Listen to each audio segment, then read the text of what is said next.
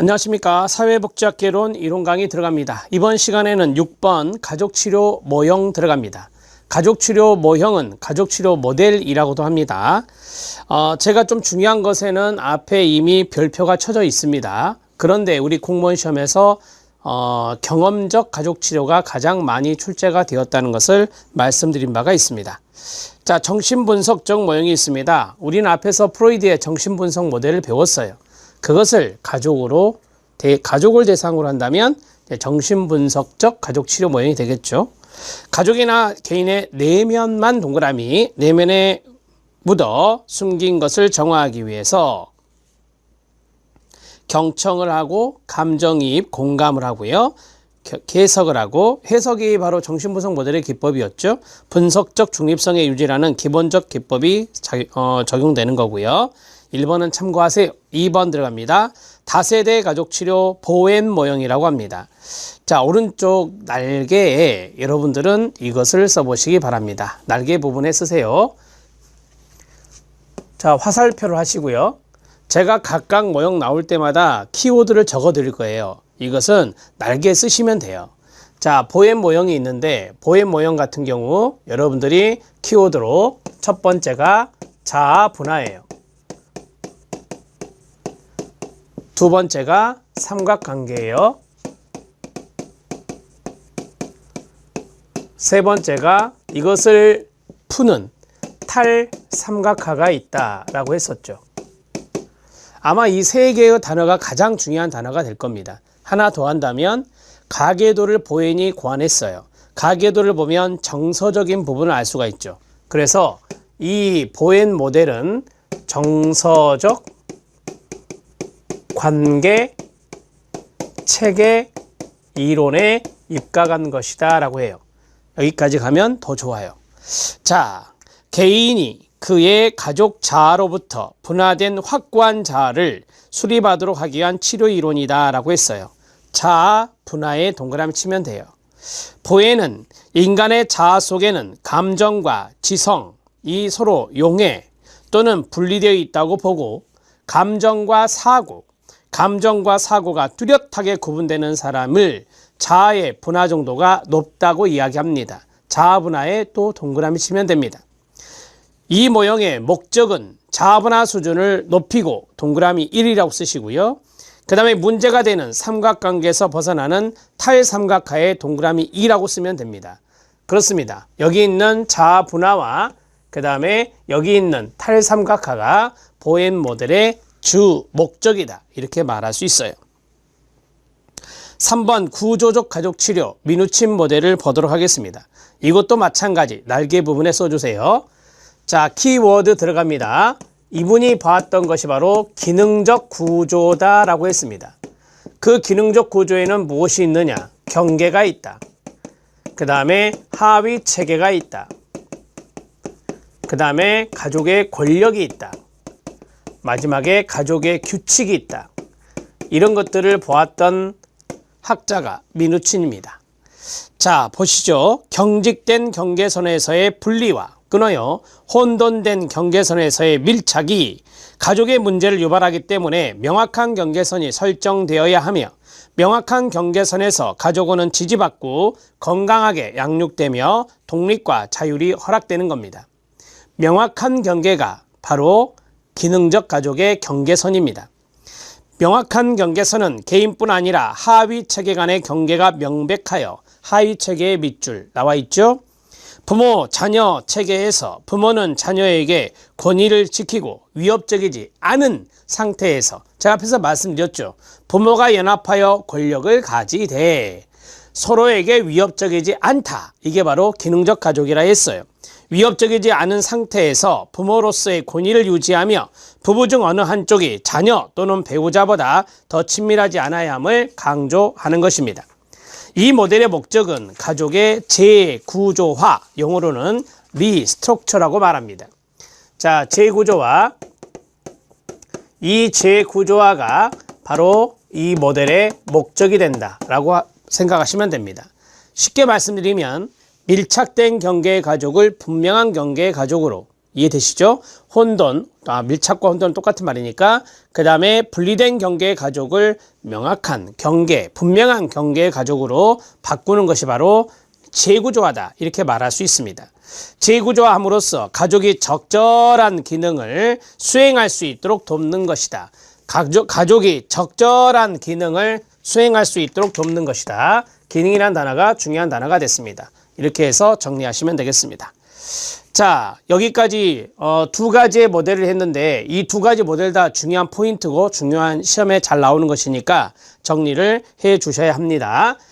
자, 정리가 되셨죠? 이제 의사소통 모형 들어갑니다. 베이트슨이라고 읽는데요. 베이트슨은 참고만 하시고, 의사소통 모형은 가장 큰 특징은 의사소통의 컨텐츠, 내용이 중요한 게 아니라 의사소통의 유형, 형태가 어떻게 되느냐, 의사소통의 과정은 어떠냐, 이걸 보는 거예요. 가족 간의 의사소통의 과정과 형태, 유형을 중시한다는 점입니다. 가족에게 명확한 의사소통 규칙을 가르치고 가족이 사용하고 있는 의사소통 유형을 분석하고 설명함으로써 가족의 의사소통 상호작용을 조절하는 것입니다. 그래서 말 그대로 의사소통 가족치료 모델이라 해요. 접근 방법으로는 재명명화, 앞에서 배웠던 리프레이밍을 말합니다. 재명명화와 증상 처방 기법, 말씀드렸죠. 역설적 지시와 연관성이 있는 것이다. 이런 것들을 사용한다고 합니다. 의사소통 모형은 참고하셔도 됩니다. 자, 행동수정 모형 들어갑니다. 우리는 앞에서 행동주의 모형, 행동수정 모델을 배웠어요. 행동적 기법을 쓰고 그 다음에 학습 이론에 기초한다, 환경적 결정론에 입각한다, 이런 말을 배웠었죠. 이거를 가족에게 쓰는 거예요. 그러면 가족의 바람직하지 못한 행동이 초점이 되는 거고, 그 바람직하지 못한 행동을 바람직한 행동으로 수정하는 것이 주목적이 되겠죠. 행동을 수정함에 있어 정적 강화 등의 학습 이론만 밑줄, 학습 이론의 원리를 이용하여 가족 성원들 사이에 부적응 행동이 어떻게 발달하는지를 설명하고 가족들에게 강화 행동을 변경하도록 지도하는 것입니다. 자, 이제 경험적 모형 들어갑니다. 일명 의사소통 성장 모델 또는 성장 모델이라 합니다. 이것도 날개 쪽에 써주시기 바랍니다. 자, 경험적 가족치료의 중요한 단어들을 말씀드리겠습니다. 경험적 가족치료에서는 첫 번째가 의사소통입니다. 의사소통의 유형을 사티어는 5가지로 이야기를 했어요. 바로 들어갑니다. 의사소통의 유형에서 일치형이 기능적입니다. 일치형이 기능적이고 나머지 4가지는 역기능적이에요. 초이성형이 있고요. 초이성형, 그 다음에 비난형, 그 다음에 회유형, 그 다음에 산만형. 이 4가지는 역기능적인 의사소통의 유형이다, 이렇게 정리할 수 있어요. 자, 여기서 가로를 닫아야 되겠네요. 가로 닫고 그 다음에 슬래시 합니다. 의사소통 유형 하나 썼습니다. 자, 그 다음에 셀프워스라고 하는 자기 가치감. 이 자기 가치감이 상당히 중요한 단어가 돼요. 이러한 자기 가치감, 일종의 자존감이라 볼 수 있는데 그런 것들을 끌어올려주는 게 주목적이 될 수 있다라고 하는 것입니다. 자, 일명 성장 모델이다. 성장 모델이다. 이렇게 정리할 수 있어요. 이 모델의 목적은 이미 다 나왔어요. 자기 가치감의 향상과 의사소통 유형의 일치형을 만드는 거예요. 그게 바로 이 경험적 가족치료에서 중요한 대목이다, 이렇게 말할 수 있고요. 밑에 보면 박스 안에 사티어의 의사소통 유형 5가지가 쭉 정리되어 있거든요. 그 내용들은 제가 별도로 밑에다가 표로 만들어 드리겠습니다. 자, 1번 들어갑니다. 가족에게 통찰이나 설명을 해주기보다는 가족의 특유한 갈등과 행동 양식에 맞는 새로운 경험에 가로 딱 묶어요. 새로운 경험을 제공하려고 합니다. 그래서 경험적 가족치료라고 하는 거예요. 사회복지사가 제공하는 경험이란 가족 성원이 자발적으로 자신을 열어보일 수 있는 기회, 표현의 기회, 개인의 성장 등을 의미한다라고 했어요. 성장에만 동그라미 치면 됩니다. 자, 모호하고 간접적인 가족 내 의사소통의 명확화를 강조한다. 이게 바로 일치형입니다. 목적은 가족 성원의 자기가치감의 향상에 동그라미 1, 그 다음에 의사소통 유형의 개선, 그 자리에 일치형이라고 쓰면 되겠죠. 동그라미 2가 됩니다. 이렇게 해서 정리하시면 되는데요. 자, 이제 의사소통 유형의 5가지에 대해서 말씀을 드리겠습니다. 표로 그리진 않고 제가 간단하게 여러분들이 인식할 수 있게 도와드릴 테니까 그대로만 적어주시면 돼요. 이게 세 가지의 변인이 있습니다. 세 가지의 변인이 뭐냐면 자신, 그 다음에 타인, 그 다음에 세상. 상황이라고 돼요. 세상을 상황이라고 합니다. 세상을 상황이라고 쓰겠습니다. 상황. 이 세 가지가 있는데 이 세 가지가 변수, 변인이에요. 자, 그리고 여기 유형이 5가지가 세팅돼야 되겠죠. 첫 번째는 색깔을 이걸로 해보겠습니다. 첫 번째는 일치형입니다. 그 다음에 산만형입니다. 그 다음에 비난형입니다. 그 다음에 회유형입니다. 그 다음에 초이성형입니다. 만약에 공무원 시험에서 출제된다 그러면 이게 될 확률이 있죠. 초이성형이 나올 확률이 있습니다. 자, 이제 OX로 들어갑니다. 잘 보세요. 자신과 타인과 상황을 모두 고려하는 것이 일치형이에요. 그 다음에 모두 고려하지 않는 것이 산만형이에요. 제가 그래서 나란히 붙여놨습니다. 서로 대비되게. 자, 여기서 또 잘 들으셔야 돼요. 비난은 상대방을 비난하는 거거든요. 그래서 타인은 고려하지 않고요. 나머지는 고려하는 거예요. 이렇게. 자, 회유형은 자기 자신은 고려하지 않는 거예요. 나는 신경 쓰지 마. 나는 괜찮아. 이런 사람들. 그래서 자기 자신은 고려하지 않고 나머지는 고려하는 거예요. 그래서 이게 중요할 수 있는데요. 자, 초이성형 같은 경우는 뭐냐면 사람에 대한 관심이 없어요. 사람에 대한 관심은 없고 오로지 객관적인 상황만 관심이 있거든요. 그래서 자신과 타인 고려하지 않고 오로지 객관적인 상황만 고려하는 거예요. 이게 바로 초이성형이에요. 그래서 초이성형은 객관적이다, 논리적이다, 이성적이다, 하나 더 계산적이다라고 해요. 그래서 이 초이성형을 다른 말로 계산형이라고도 해요. 계산형이라고도 한다고요. 이렇게 해서 정리하시면 돼요. 이 산자입니다. 계산적이다. 자, 되셨죠? 이렇게 4가지의 특징을 갖고 있는 것이 바로 초이성형이 되겠습니다. 자, 이제 밑에 있는 박스를 보시죠. 박스에서 제가 말씀드린 것만 보셔도 돼요. 제가 밑줄 다 쳐놨죠. 그것만 보셔도 돼요. 자, 사티어는 사람들이 스트레스 상황에서 대처하는 공통적인 방법을 발견하게 되었습니다. 그것은 자기를 보호하고 생존하는 대처 방법인데요. 사티어는 그것을 역기능적 의사소통용으로 분류하고 회유형, 비난형, 초이성형, 산만형의 개념을 발견하게 됩니다. 회유형의 사람들은 다른 사람과 상호작용하는 상황은 존중하지만 자기 자신의 가치나 진정한 감정은 무시하는 겁니다. 자기 자신을 무시한다라고 생각하시면 됩니다. 비난형입니다. 비난형의 사람들은 다른 사람들을 무시하고 오로지 자신만을 생각하는 건데 여기에 쭉 있다 보면 상황에도 가치를 둔다라고 2번째에 나오죠. 그래서 이 비난형 같은 경우는 타인에 대한 것을 무시하고 나머지는 존중하는 것이다 라고 보시면 돼요. 초이성형 별표 하나. 초이성형은 비인간적 객관성과 논리성의 소유자이며 자신과 다른 타인을 과소평가하고 상황만을 중요시 여긴다라고 말씀드렸잖아요. 그 다음에 산만형입니다. 이 산만형은 초이성형의 정반대 유형이라고도 합니다. 거기 2번째 줄 마지막에 보면 이 산만형은 또 일치형의 반대이기도 해요. 이 모습을 보면 그렇죠. 자, 여기에 보면 자신과 타인 상황 모두를 중요하게 생각하지 않습니다. 산만형의 삶의 정서는 혼돈스럽고 소속감이 없으며 부적합성을 보인다라고 합니다. 일치형입니다. 일치형은 자신과 다른 사람, 상황 모두가 존중되는 겁니다. 자신, 다른 사람, 타인, 그 다음 상황 모두가 존중된다라고 했어요. 대처 방식이라기보다는 충만한 인간이 되어서 전인성을 이루고자 하는 선택이 바로 일치형이다. 이렇게 말할 수 있고요. 가장 기능적인 의사소통 유형이다. 이렇게 정리하시면 되겠습니다. 자, 됐고요. 7번째 전략적 가족 치료 들어갑니다. 전략적 가족 치료 날개 쪽에다가 이걸 써주시면 됩니다. 단기입니다. 자, 그리고 문제 원인보다는 문제 해결을 중시합니다. 문제 원인보다는 문제 해결을 중시합니다. 전략적 가족 치료니까 다양한 전략을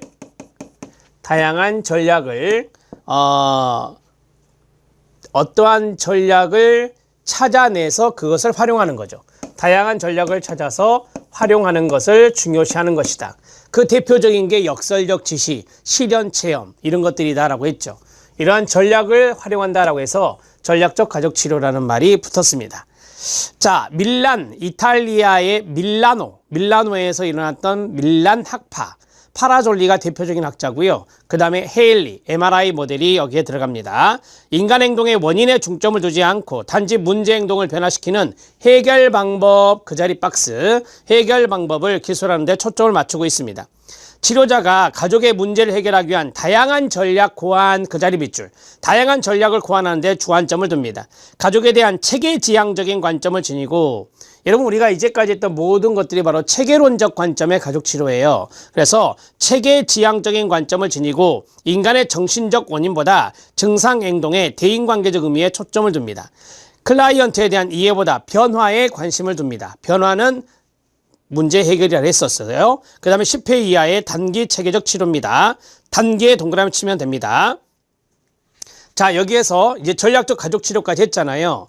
여기에서 이제 하나 팁으로 써야 될 것이 뭐냐. 제가 이제 금방 말했잖아요. 체계론적 관점의 가족 치료가 있다. 그러니까 가족의 체계를 봤다라고 하는 거예요. 가족의 체계를 본 가족 치료 모델은 무엇이냐. 자, 이게 이제 초기 가족 치료에 해당되는 건데, 이제까지 다 했던 거 하나, 둘, 셋, 네 가지가 이게 들어가는데요. 첫 번째, 다세대 가족 치료, 보헤인이죠.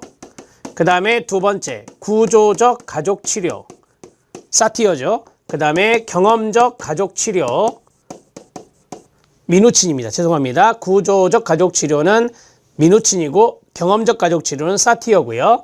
그 다음에 전략적 가족 치료, 헤일리와 밀란 학파의 가족 치료가 여기에 대표적입니다.